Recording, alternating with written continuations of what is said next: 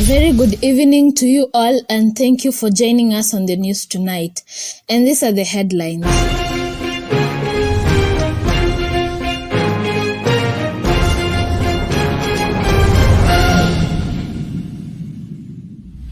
President William Ruto increases the Hustler Fund loan limit. The former Cabinet Secretary of Education, Professor George Magoha, dies due to heart attack at Nairobi Hospital. In Syria and Turkey, there have been devastating earthquakes that have killed thousands of people. Business news. The tax stamp supplier, SICPA, denounces fraud allegations, says its operations are above board. Sports news. The famous basketball player, LeBron James, breaks the NBA all-time scoring records.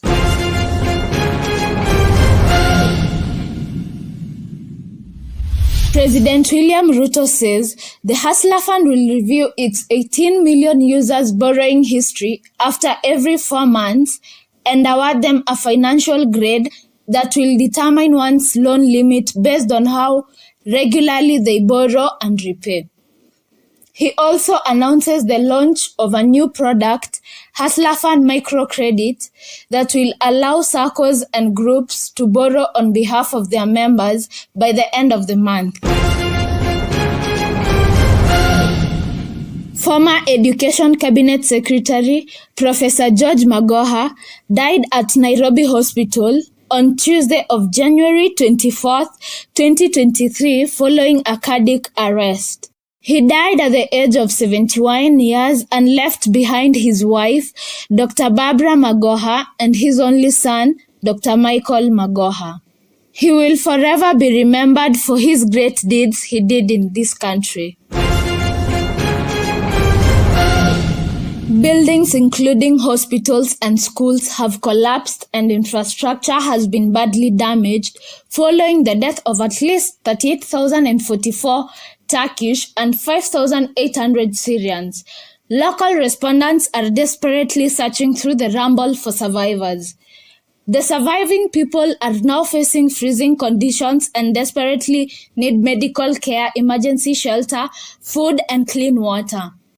The UN has now launched an appeal for $1 billion in the aid to help the earthquake victims. On to the business news.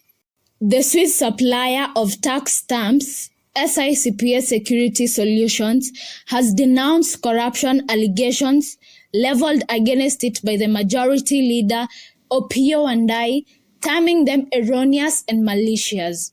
The SICPA says its contract to the KRA is within the confines of the law, and its contract to the taxman supports the fight against fraud and illicit trade. On to the sports news.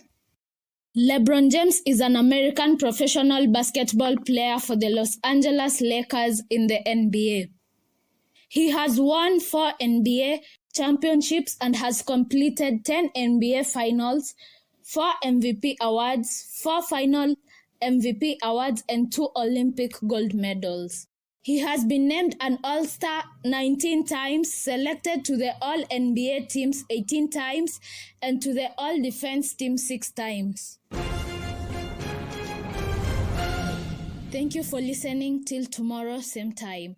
I have been your host, Victoria Mueni, West FM.